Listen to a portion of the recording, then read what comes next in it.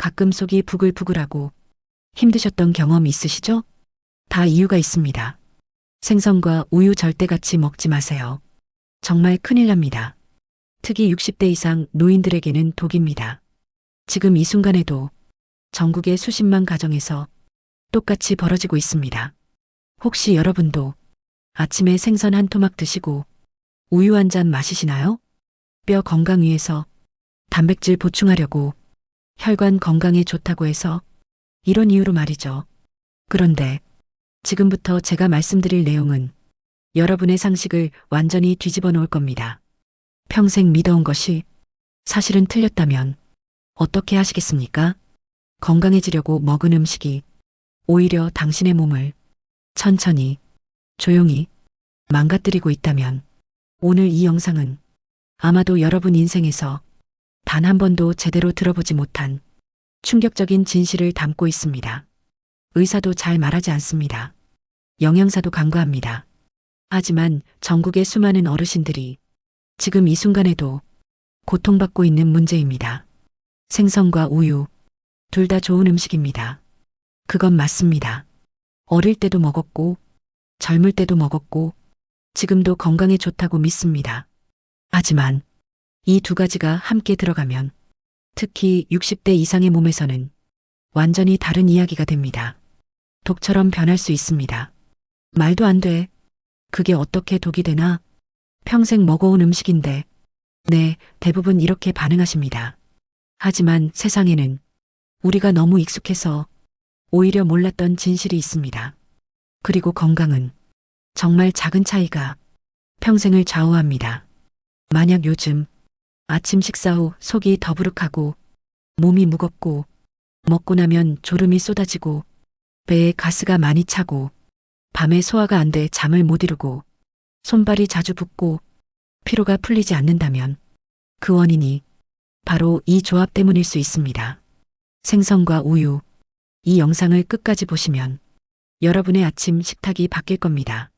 건강이 바뀔 겁니다. 그리고 무엇보다 매일 느끼던 그 답답함이 사라질 수 있습니다. 절대 채널 돌리지 마십시오. 지금 바로 좋아요 버튼 누르세요.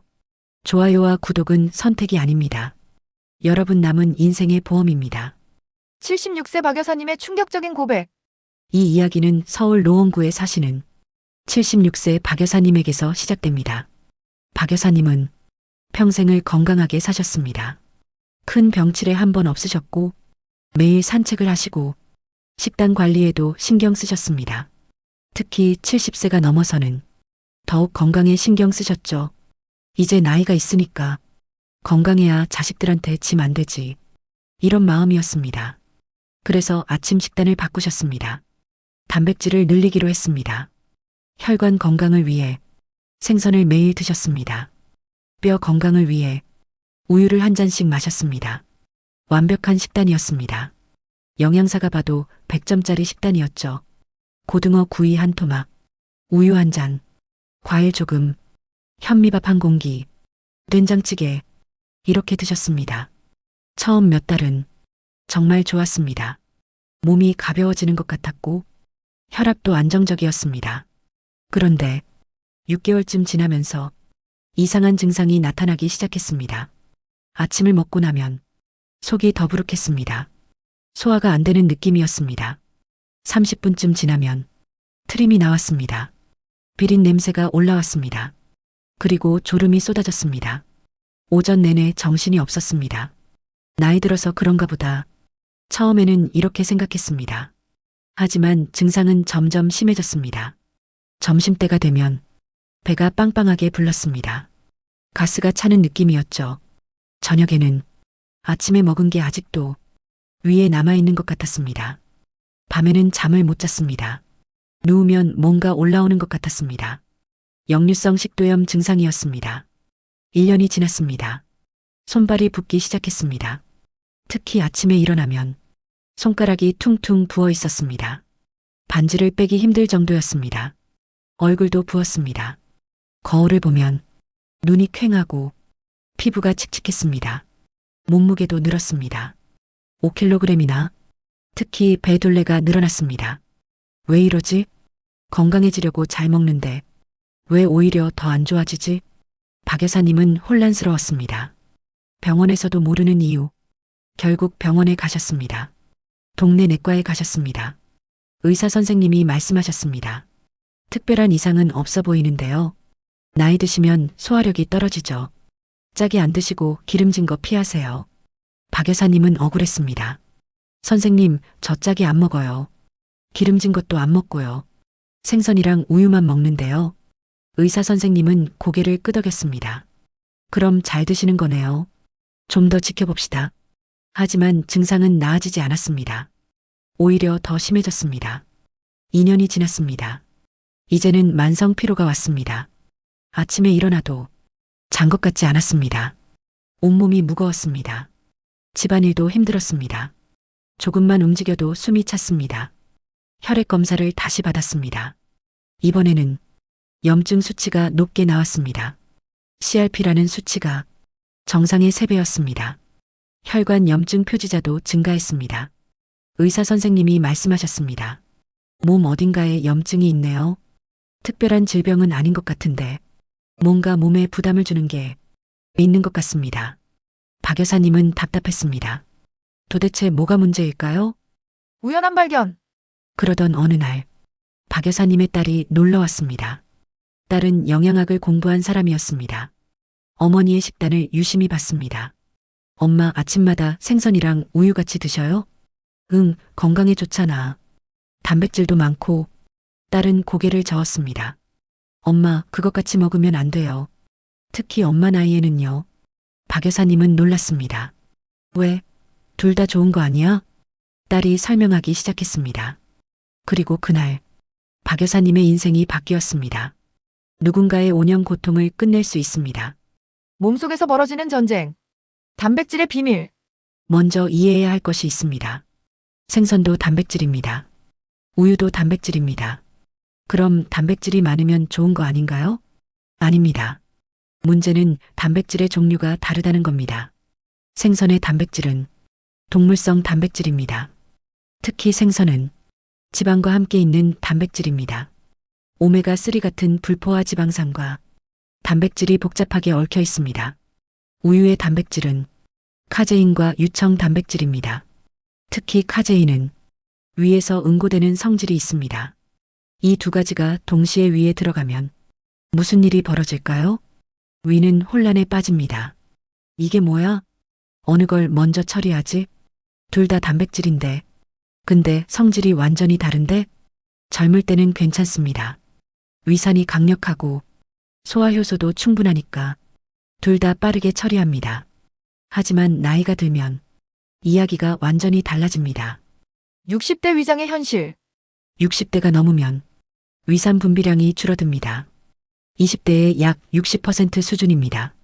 소화 효소 생산도 감소합니다. 펩신이라는 단백질 분해 효소, 이것도 젊을 때의 절반 수준입니다. 위의 운동성도 떨어집니다.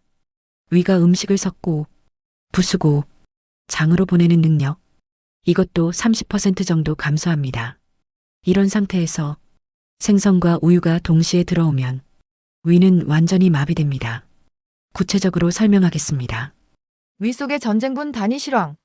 아침 7시 고등어 구이를 드십니다. 생선 단백질이 위에 들어갑니다. 위는 즉시 반응합니다. 위산을 분비합니다. 펩신을 분비합니다. 생선을 분해하기 시작합니다. 7시 10분 우유를 마십니다. 우유에 카제인이 위에 들어갑니다. 카제인은 위산을 만나면 즉시 응고됩니다. 작은 덩어리가 됩니다. 이 덩어리가 생선 단백질과 뒤섞입니다. 그리고 생선의 지방과도 섞입니다. 특히 산화된 지방과 섞이면 끈적끈적한 덩어리가 됩니다. 7시 30분 위는 이 덩어리를 분해하려고 애씁니다. 하지만 60대 위의 힘으로는 역부족입니다. 위산도 부족하고 효소도 부족합니다. 덩어리는 그대로 있습니다. 8시 위는 더 이상 기다리지 못합니다. 덩어리를 십이지장으로 보냅니다. 제대로 소화되지 않은 채로 8시 30분 십이지장에서 췌장 효소가 달려듭니다. 하지만 이미 늦었습니다. 단백질과 지방이 복잡하게 엉켜 있습니다. 효소가 제대로 작용하지 못합니다. 9시 소장으로 내려갑니다. 여전히 제대로 분해되지 않았습니다. 소장은 영양분을 흡수해야 하는데 흡수할 수 없습니다. 덩어리 상태니까요. 9시 30분 소장 하부로 내려갑니다. 여기서 장내 세균이 달려듭니다. 소화되지 않은 단백질을 세균이 분해하기 시작합니다. 이 과정에서 가스가 발생합니다. 황화수소, 메탄, 암모니아 이런 독성 가스들이 생깁니다. 10시 배가 부글부글합니다. 가스가 찹니다. 트림이 나옵니다. 비린 냄새가 올라옵니다. 이게 바로 소화되지 않은 생선과 우유가 장에서 부패하면서 나는 냄새입니다. 11시 대장으로 내려갑니다. 여전히 완전히 소화되지 않았습니다. 대장 세균이 또 달려듭니다. 더 많은 가스가 생깁니다. 염증 물질도 생성됩니다. 12시 변을 보러 가도 시원하지 않습니다. 배는 여전히 불편합니다. 오후 2시 드디어 배출됩니다. 하지만 영양분은 거의 흡수되지 못했습니다. 대신 독소만 가득 쌓였습니다. 이것이 하루 동안 여러분 몸속에서 벌어지는 일입니다. 매일 반복됩니다. 누적되는 독소, 하루 이틀이면 괜찮습니다. 몸이 버텨줍니다. 하지만 이게 매일 반복되면 몸은 견디지 못합니다. 첫 번째 문제, 영양 흡수 장애입니다. 좋은 단백질을 먹어도 흡수되지 않습니다. 근육이 빠집니다. 면역력이 떨어집니다. 두 번째 문제, 장염증입니다. 소화되지 않은 음식물이 장벽을 자극합니다. 장점막이 손상됩니다. 염증이 만성화됩니다.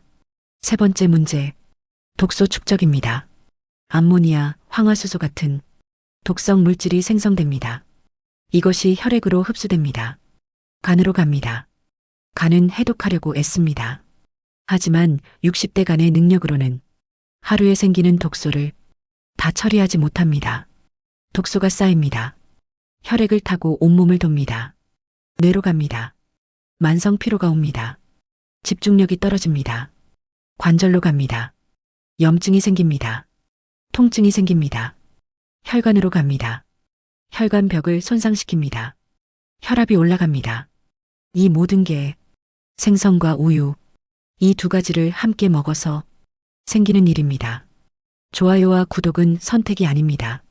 여러분의 남은 인생을 지키는 보험입니다. 지금 바로 누르세요. 실제 사례 눈물의 고백. 부산에 사시는 78세 장 여사님. 이분의 이야기는 정말 가슴 아픕니다. 장 여사님은 72세부터 증상이 시작되었습니다. 골다공증 진단을 받으셨습니다. 의사 선생님이 말씀하셨습니다. 칼슘을 많이 드세요. 우유를 매일 마시세요. 장 여사님은 그대로 따랐습니다. 매일 아침 우유 한 잔, 그리고 단백질도 필요하다고 해서 고등어를 자주 드셨습니다. 일주일에 5번, 거의 매일이었습니다. 처음에는 좋았습니다. 뼈 건강도 좋아지는 것 같았고 단백질도 충분히 섭취하는 것 같았습니다. 하지만 1년쯤 지나면서 이상한 일이 생기기 시작했습니다. 아침만 먹으면 배가 빵빵하게 불렀습니다. 가스가 많이 찼습니다. 화장실을 자주 가야 했습니다. 하지만 시원하지 않았습니다. 변비와 설사가 반복되었습니다. 나이 들면 그런가 보다. 이렇게 생각했습니다. 2년이 지났습니다. 이제는 밤에 잠을 못 잤습니다. 누우면 뭔가 올라왔습니다. 신물이 올라왔습니다. 목이 따가웠습니다. 역류성 식도염이었습니다. 약을 먹었습니다. 하지만 증상은 나아지지 않았습니다. 3년이 지났습니다. 손발이 붓기 시작했습니다. 특히 다리가 심했습니다. 종아리를 누르면 푹 들어갔다가 천천히 올라왔습니다. 부종이었습니다. 신장 기능 검사를 받았습니다. 크게 나쁘지는 않았습니다. 하지만 정상도 아니었습니다. 경계선상이었습니다. 4년이 지났습니다. 이제는 만성 피로가 왔습니다. 아침에 일어나도 전혀 쉰 것 같지 않았습니다. 온몸이 납덩이처럼 무거웠습니다. 조금만 걸어도 숨이 찼습니다. 계단 오르기가 힘들었습니다.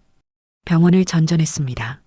내과, 소화기내과, 신장내과, 여러 곳을 다녔습니다. 하지만 원인을 찾지 못했습니다. 특별한 질병은 없으신데요. 나이가 드시면 그럴 수 있어요. 이런 말만 들었습니다. 장 여사님은 절망했습니다. 내가 이렇게 늙어가는구나. 이제 회복할 수 없구나. 5년째 되던 해, 딸이 인터넷에서 우연히 정보를 봤습니다. 생선과 유제품을 함께 먹으면 소화에 문제가 생길 수 있다. 특히 노인에게는 더 심각하다는 내용이었습니다. 딸이 어머니께 말씀드렸습니다. 엄마, 혹시 아침에 생선이랑 우유 같이 드세요? 장 여사님이 대답했습니다. 그럼 매일 그렇게 먹는데 건강에 좋다고 했잖아. 딸이 말했습니다. 엄마, 한번 끊어보세요. 일주일만이라도. 기적 같은 변화. 장 여사님은 반신반의하며 시도했습니다. 생선은 그대로 드셨습니다. 하지만 우유를 끊었습니다. 대신 요거트를 먹었습니다. 그것도 생선 먹은 지 3시간 후에 먹었습니다. 첫날, 별 변화가 없었습니다. 둘째 날, 아침 식후에 속이 조금 편한 것 같았습니다. 셋째 날, 가스가 줄어들었습니다. 배가 덜 불렀습니다. 일주일 후, 잠을 잘 수 있게 되었습니다. 역류 증상이 거의 사라졌습니다. 2주 후, 아침에 일어나면 몸이 가벼웠습니다. 피로가 줄어들었습니다. 한 달 후, 다리 부종이 빠졌습니다. 손발도 덜 부었습니다. 3개월 후, 병원에서 검사를 받았습니다. 염증 수치가 정상이 되었습니다. 신장 기능도 개선되었습니다. 의사 선생님이 놀랐습니다. 뭐 하셨길래 이렇게 좋아졌어요? 장 여사님이 대답했습니다. 생선이랑 우유를 따로 먹었습니다. 그것뿐인데 이렇게 달라졌어요. 그리고 장 여사님은 눈물을 흘리며 말씀하셨습니다. 5년 동안 내가 늙어서 그런 줄 알았어요. 병원 다녀도 원인을 못 찾았어요. 그런데 그게 아니었어요. 잘못 먹어서 그랬던 거예요. 진작 알았으면 5년을 고생하지 않았을 텐데. 이 말이 정말 가슴을 찢습니다. 70세 김씨 할아버지의 역전. 대전에 사시는 70세 김씨 할아버지. 이분은 당뇨병이 있으셨습니다. 혈당 관리를 위해 식단을 엄격하게 관리하셨습니다. 탄수화물을 줄이고 단백질을 늘렸습니다. 생선을 자주 드셨습니다. 그리고 칼슘 보충을 위해 우유를 마셨습니다. 당뇨 환자에게 우유가 좋다는 말을 들었기 때문입니다. 하지만 이상한 일이 생겼습니다. 혈당은 잘 관리되는데 왜인지 몸이 너무 피곤했습니다. 그리고 소화가 안 되었습니다. 아침을 먹으면 점심때까지 속이 더부룩했습니다. 식욕도 없었습니다. 당뇨약을 먹어서 그런가 이렇게 생각했습니다.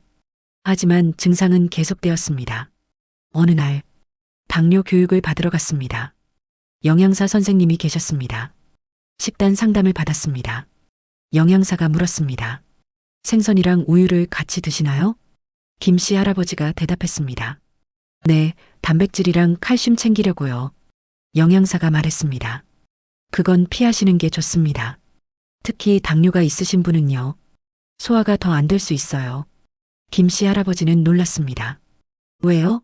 둘 다 좋은 건데요? 영양사가 설명했습니다. 당뇨가 있으면 위장 운동이 더 느려집니다.